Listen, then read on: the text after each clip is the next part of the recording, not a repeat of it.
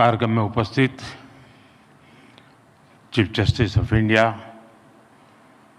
D.Y.. Chandrachud ji, justice Shri Sanjiv Khanna ji, justice B R. Gavai ji, देश के कानून मंत्री Arjun Ram Meghwal ji, attorney general R. Venkat Ramani ji, supreme court bar council के अध्यक्ष श्रीमान Kapil Sibal ji, bar council of India के अध्यक्ष भाई मनन कुमार मिश्रा जी, सुप्रीम कोर्ट के सभी जजेस,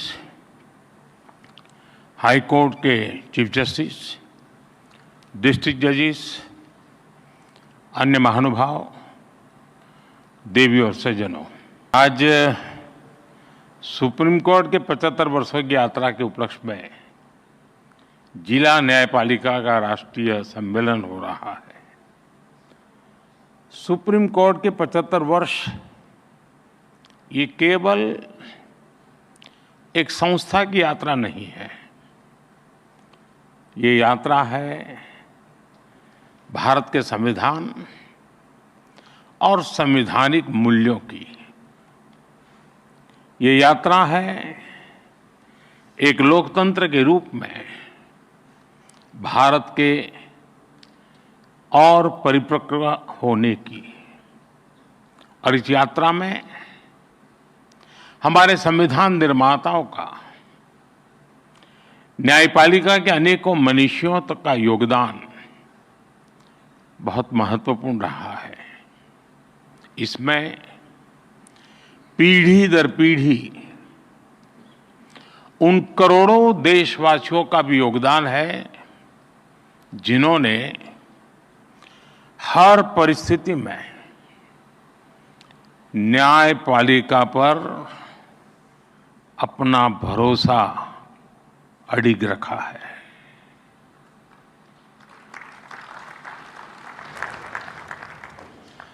भारत के लोगों ने कभी सुप्रीम कोर्ट पर, हमारी न्यायपालिका पर अविश्वास नहीं किया। इसलिए सुप्रीम कोर्ट के ये 75 वर्ष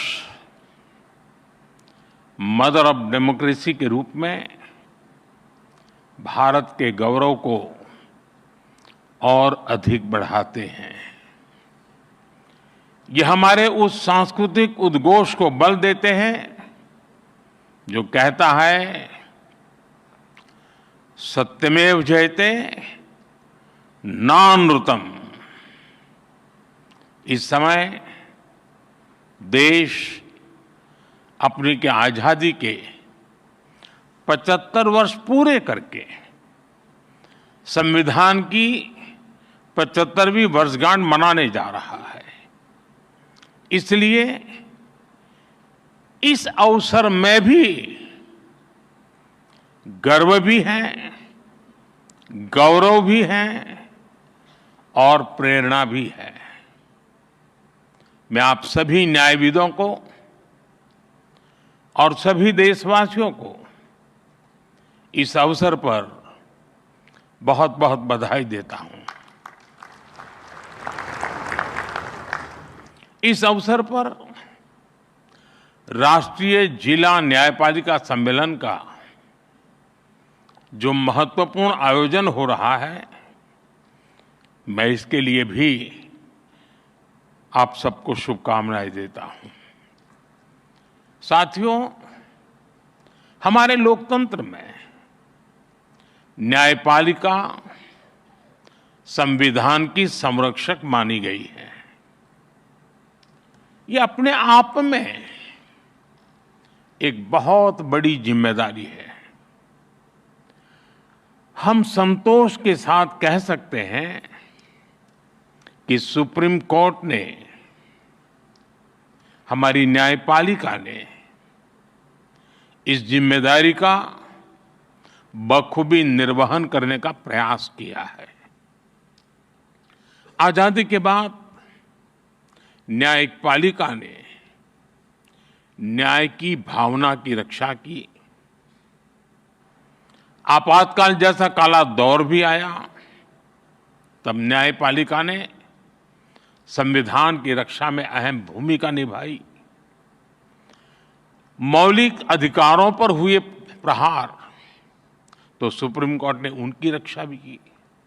और यही नहीं, जब जब देश की सुरक्षा का प्रश्न आया, तब न्यायपालिका ने राष्ट्रहित सर्वोपरि रखकर भारत की एकता की भी रक्षा की है। इन सब उपलब्धियों के बीच मैं इन यादगार 75 वर्षों के लिए आप सभी विद्वज्जनों को बहुत बधाई देता हूं। साथियों, बीते 10 वर्षों में न्याय को सुगम बनाने के लिए देश ने कई प्रयास किए हैं। कोर्ट्स के मॉडर्नाइजेशन के लिए मिशन लेवल पर काम हो रहा है। इसमें सुप्रीम कोर्ट और जुडिशरी के सहयोग की बड़ी भूमिका रही है। आज जिला न्यायपालिका का ये कार्यक्रम भी इसी का एक और उदाहरण है। इसके पहले यहां कई लोगों ने उल्लेख भी किया, सुप्रीम कोर्ट और गुजरात हाई कोर्ट ने मिलकर ऑल इंडिया डिस्ट्रिक्ट कोर्ट जजेस कॉन्फ्रेंस का आयोजन भी किया था। इस तरह के आयोजन ईज ऑफ जस्टिस के लिए बहुत ही जरूरी है। मुझे बताया गया है यहां भी अगले 2 दिनों में कई महत्वपूर्ण मुद्दों पर चर्चा होगी। पेंडिंग केसेस का मैनेजमेंट, ह्यूमन रिसोर्स और लीगल फैटर्निटी की बेहतरी। आपने चर्चा के लिए सभी जरूरी विषय तय किए हैं। मुझे खुशी है कि सबके साथ अगले 2 दिनों में एक सेशन जुडिशियल वेलनेस पर भी रखा गया है। पर्सनल वेलनेस, सोशल वेलबीइंग की सबसे पहली जरूरत है। इससे हमें हमारे वर्क कल्चर में हेल्थ को प्रायोरिटी देने में मदद मिलेगी। साथियों, हम सब जानते हैं आज आजादी के अमृतकाल में 140 करोड़ देशवासियों का एक ही सपना है, विकसित भारत, नया भारत। नया भारत यानी सोच और संकल्प से एक आधुनिक भारत। हमारी न्यायपालिका इस विजन का एक मजबूत स्तंभ है। खास तौर पर हमारी डिस्ट्रिक्ट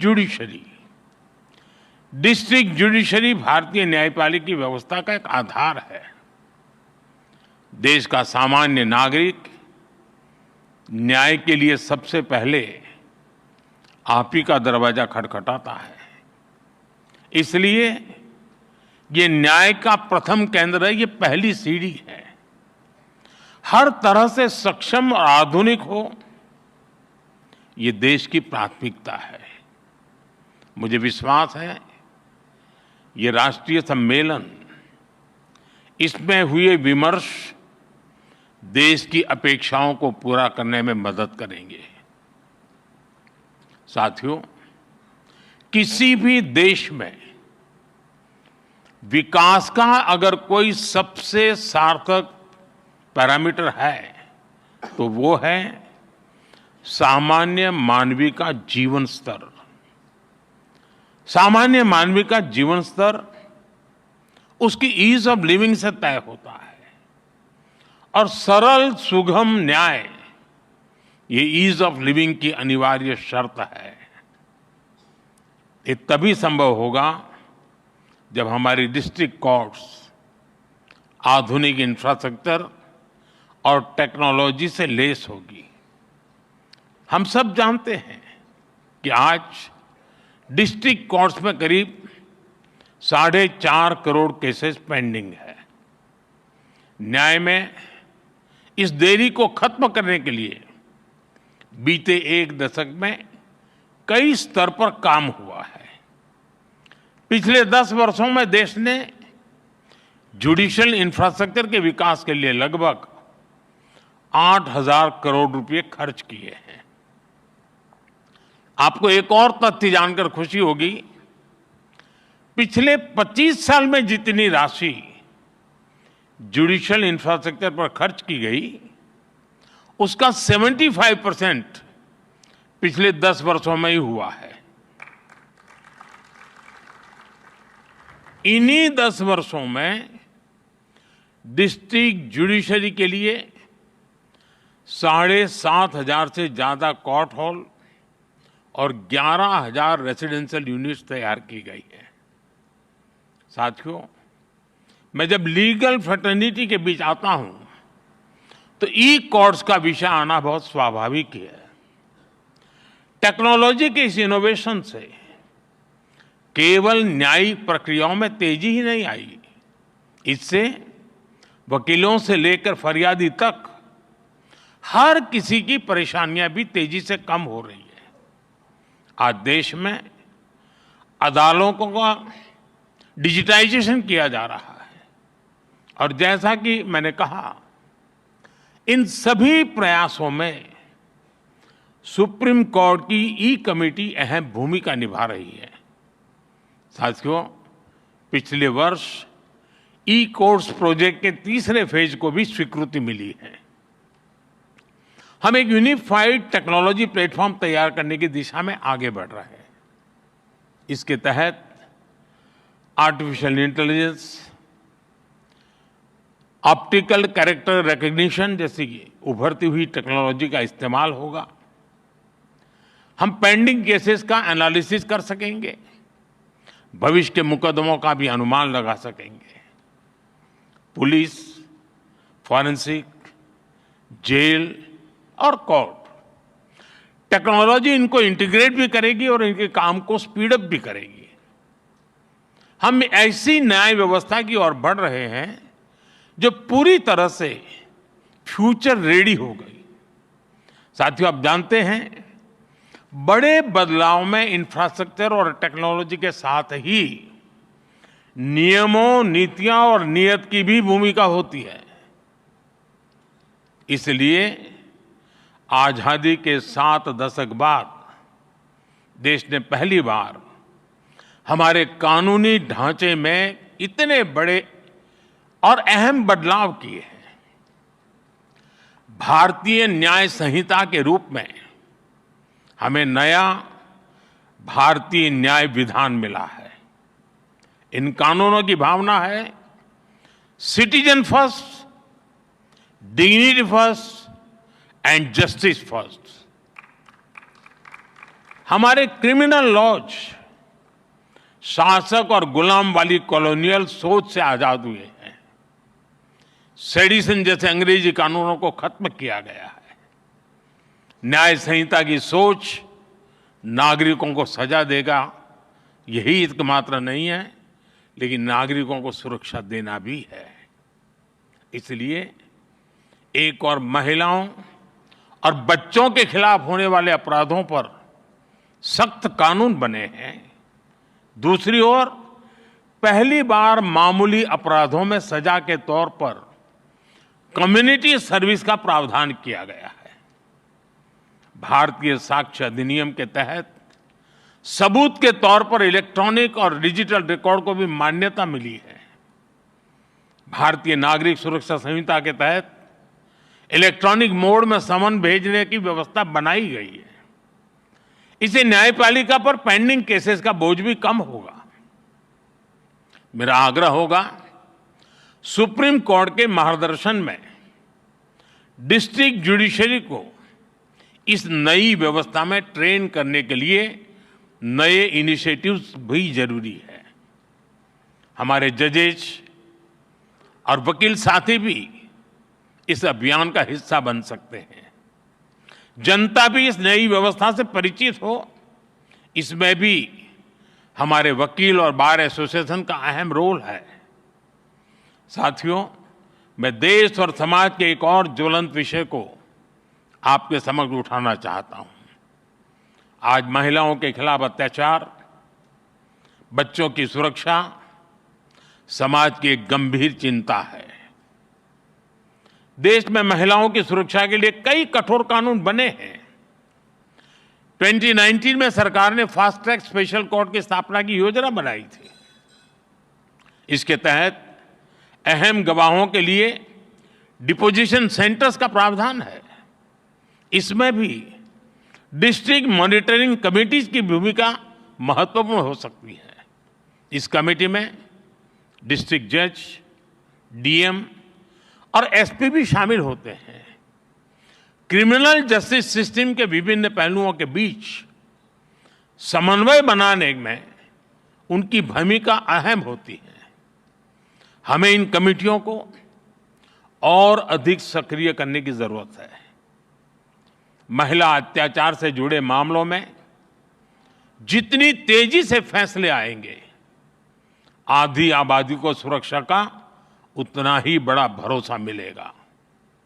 साथियों, मुझे विश्वास है कि यहां जो विमर्श होगा उससे देश के लिए बहुमूल्य समाधान निकलेंगे। जस्टिस टू ऑल का रास्ता मजबूत होगा। मैं एक बार फिर आप सबको इस पवित्र समारोह और समागम और चिंतन मनन में जरूर अमृत निकलेगा, इस आशा के साथ अनेक अनेक शुभकामनाएं देता हूं। बहुत बहुत धन्यवाद। सहारा इंडिया परिवार, आत्मविश्वास की ताकत। सहारा प्रणाम।